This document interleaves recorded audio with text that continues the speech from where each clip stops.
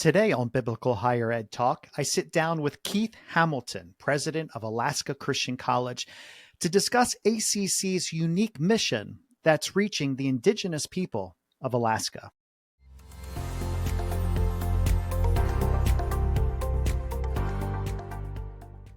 Thank you for tuning in today. I'm your host, Philip Dearborn, president of ABHE, and we are honored to have as our guest this week Keith Hamilton, founding president of Alaska Christian College.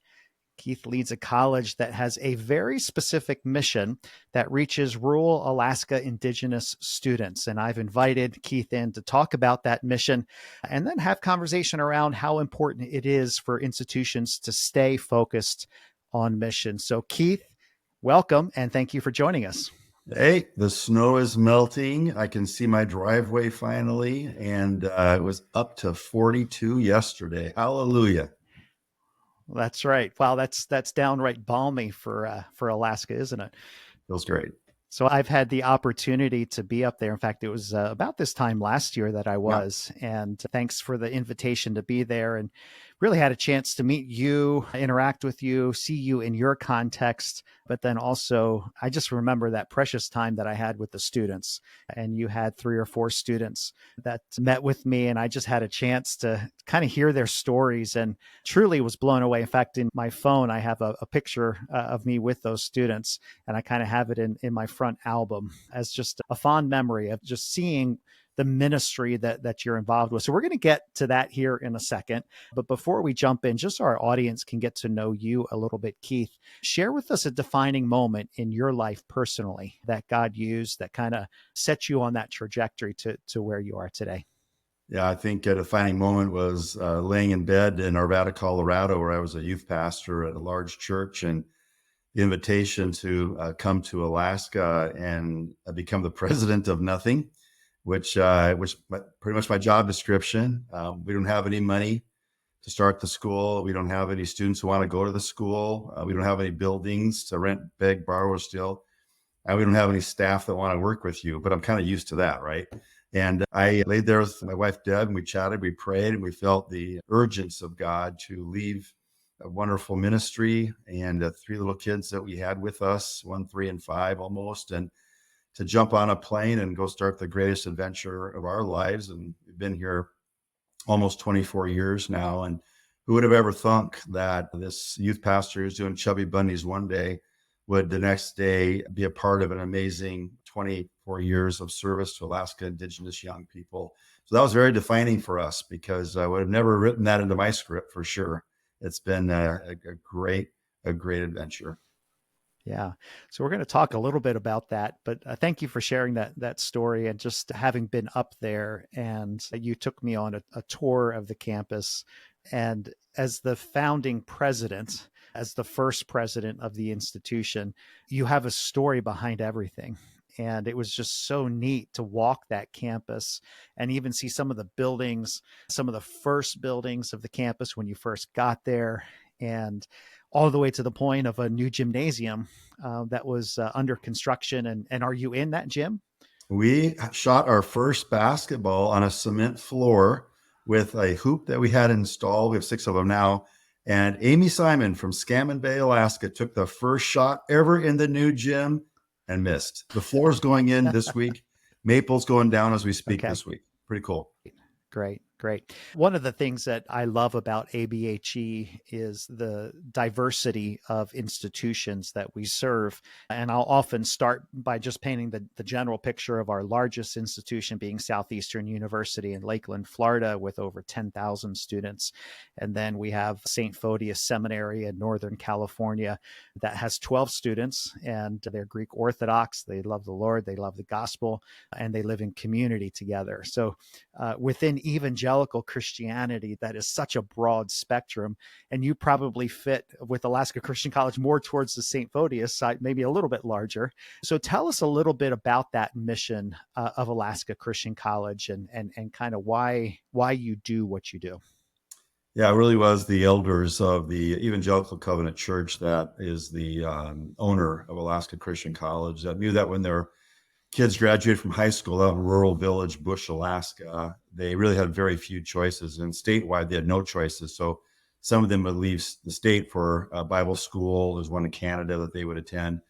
There's a few of them that were local. None of them were accredited, and they were really mission schools in more of the 9-month discipleship models. And we heard from the folks that are Alaska elders have been around for a while that our students are struggling academically, socially, spiritually.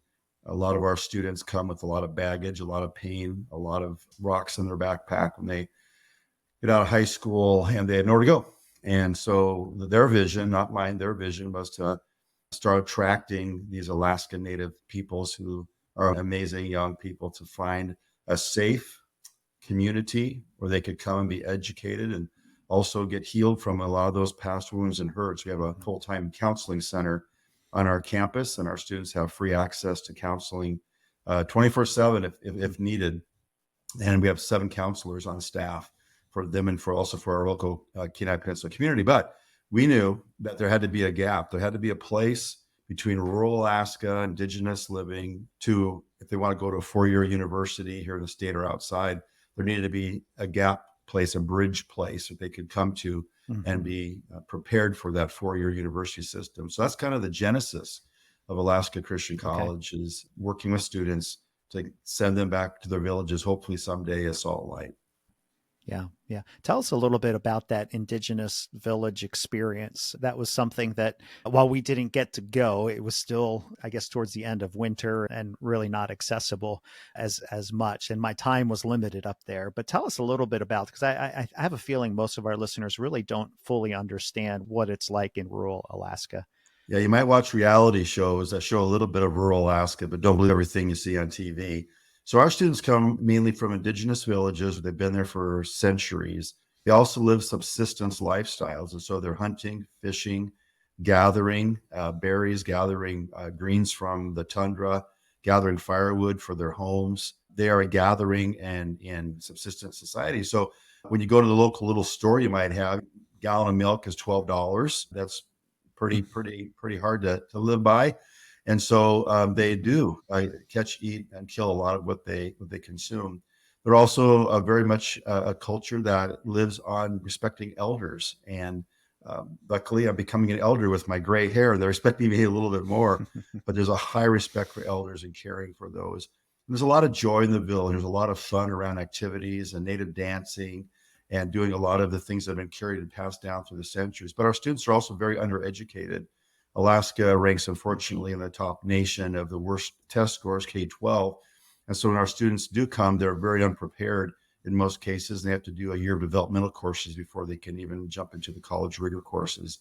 And so they do come undereducated. They're also very impoverished. 90 to 95% of our students who come to us get their full Pell Grant because their expected family contribution is zero. And that's just a Wow. poverty issue. And so we do everything we can to help mitigate that with our own scholarship program and reaching out to donors across our nation to help us to get there. About 58% of our Mhm. entire budget is based on donations.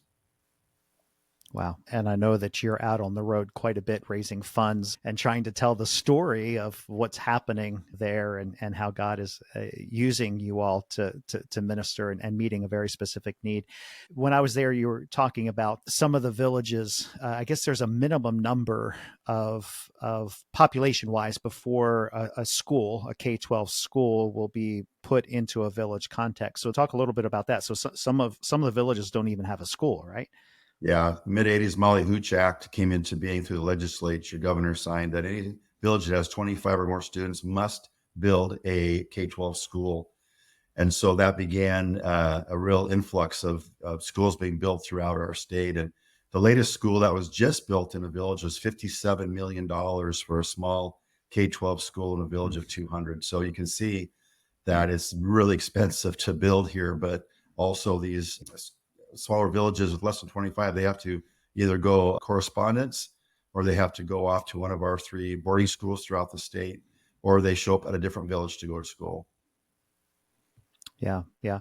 One of the students that I met with when I was there came from a village of a total population of 60 people in the village. That's not 60 children. That was 60 total people, which essentially is a family, right? I mean, it's one extended family that's staying in this village.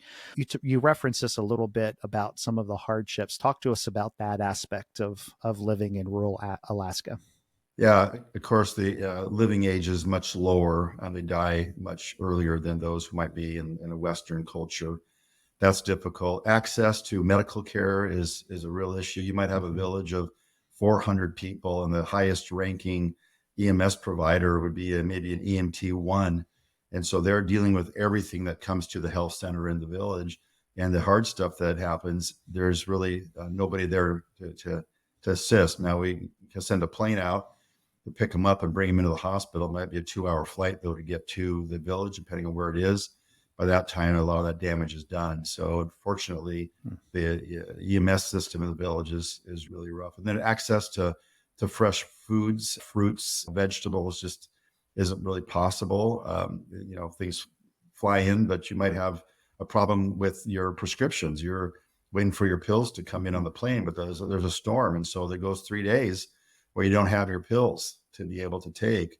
We get a lot of times where we're out in the village and we're stuck there or stuck trying to get in there. And so that's another issue. And the Mm-hmm. biggest thing I'd say is also the spiritual darkness that is everywhere in our nation, of course. But I'd say in Village, Alaska, there's still a lot of darkness that is overtaken. I've seen a few instances where the presence of demoniac, around, and it's everywhere. Actually, we just maybe see this pronounced, but I've seen that, and it's just a spiritual darkness, and that's what we're trying to overcome is showing the students Yeah. the light of the Lord as they come to our campus and are discipled and ministered to. Yeah. And I think you shared a statistic with me that over 90% of your students have experienced some form of abuse in their lifetime as well from the village context. Yeah, our own internal surveys have showed that with students anonymously sharing that they've had some form of abuse. And Yeah. Alaska Yeah. is unfortunately number one in most every kind of abuse that is known. And it's not just in the village, it's throughout our state. Number one suicide rate as well. Mm-hmm. Yeah. Well, appreciate you sharing that. And it's sobering when you think about that as the context in which you're now ministering and you think about where those students are coming from and to throw them directly into a college context, not even academically, just think culturally, the culture shock that must take place. So you're playing a critical role in kind of playing that gap here. So I know that there are multiple success stories that you can share with us. Tell us one that kind of rises to the top for you of a student that's come in perhaps from the village context, and where are they now? Yeah, we had a family of 5 that all have come to the college at some point. The second child, I'll call her Mary. She came to ACC pretty beaten and bruised. We knew her story because her older brother had come a couple years before. His life had been changed by the gospel. He came back to home. She saw something different. She says, whatever he's got, I want it. And so she came to us, but we began to hear her story that she was 15 years old. Some horrific things started happening in her home, in her life, when nobody else was there. And that carried on to the point where she believed that the only way out was to end her own life. And before she could end her life, which again, suicide is number one in our nation, she heard her name being called out in the house, and yet no one was in the house.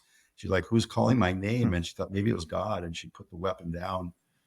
By Thanksgiving of her freshman year here at Alaska Christian College, she had come up with a pretty serious plan to end her life.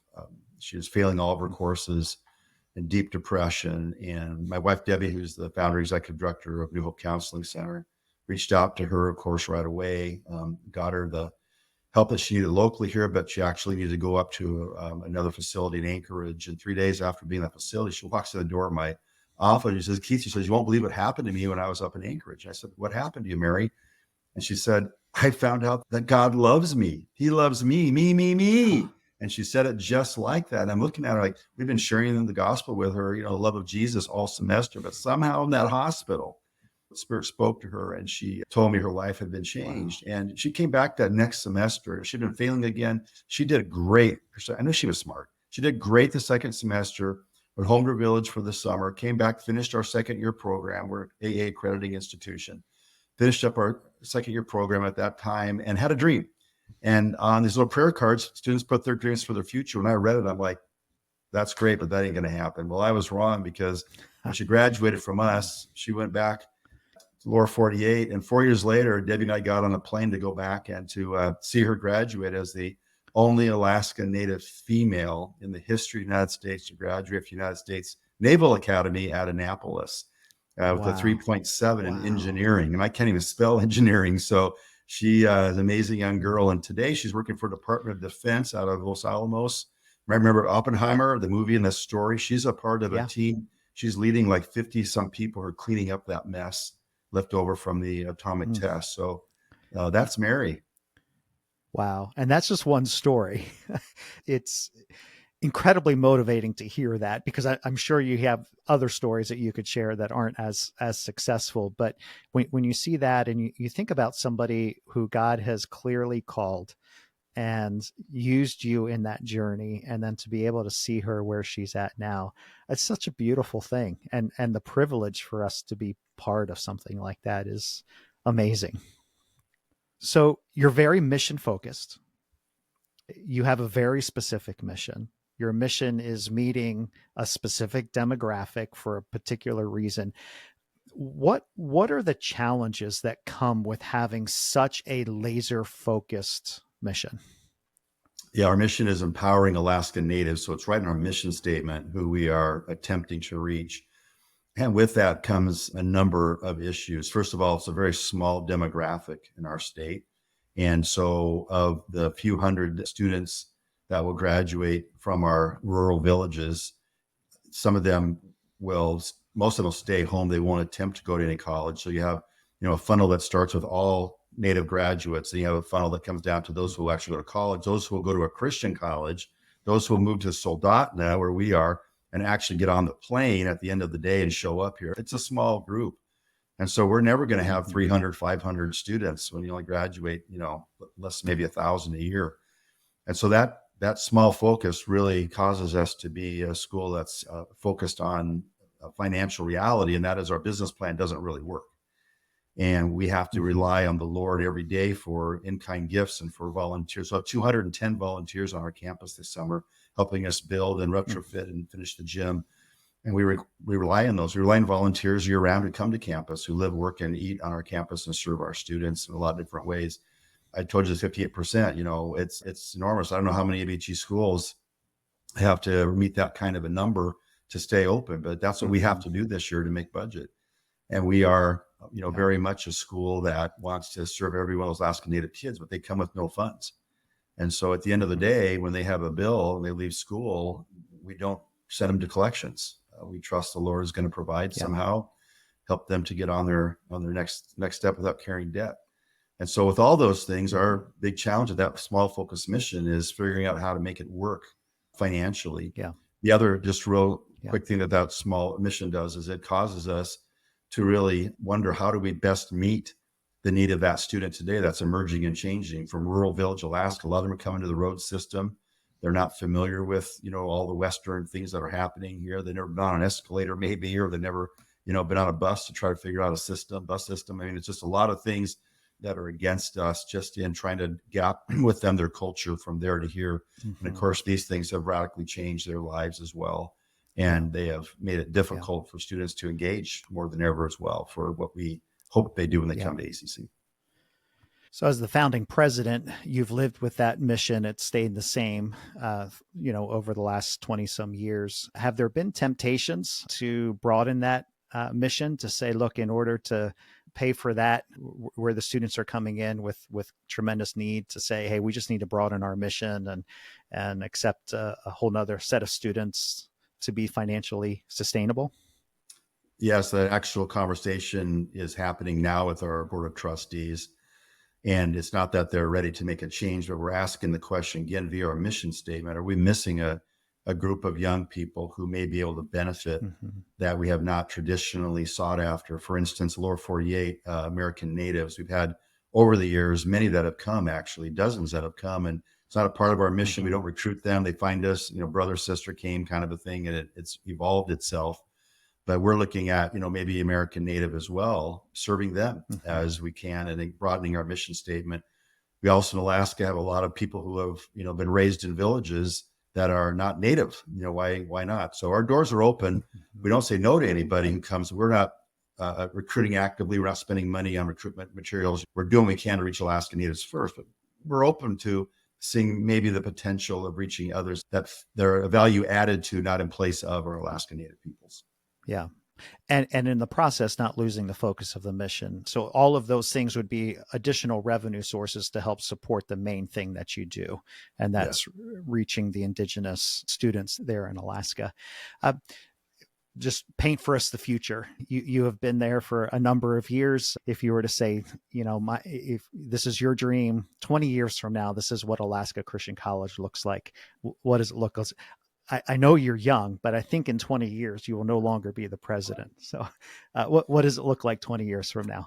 Yeah, thank you. It's hard to gaze ahead that far, but we are coming up to our 25th anniversary, which is just in 2 years, and we're just looking for a big hallelujah celebration to see what the Lord is doing. But right now, our board and our team are working through what's called ACC version 3.0. Started as a 9-month Bible school, became an accredited 2012. Version 2.5 was COVID, which we didn't plan on having, but that was a version we lived through. Now we're looking at kind of version 3.0, which is asking us, okay, Lord, in the next number of years, what might be some of the things that are going to help us, not just with sustainability, which is important to us, but also meeting a changing demographic of Alaska Indigenous students who are maybe looking for more than solo academic classroom time, but maybe some more career tech kind of courses. So we're looking at that right now. We're also looking at, down the road, maybe competency-based education for part of what we'll be able to offer our students here. We're investigating into that. So looking at some of those things, and we've always, kicked around, what about a 4-year university? What if we, leaped one step farther from AA to granting to a bachelor granting? And that's out there in the future as well. So a lot of discussions going on right now, because we look at that 25 saying, okay, what about 25 more? How do we want to best serve these very much changing Alaska Indigenous students?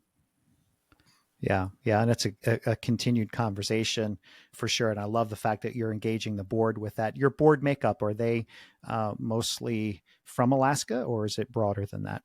Yeah, they're mostly all from Alaska. We got a couple outsiders we bring in that help us in some specific areas. I think we have 4 of our 19 elected members are from outside Alaska right now.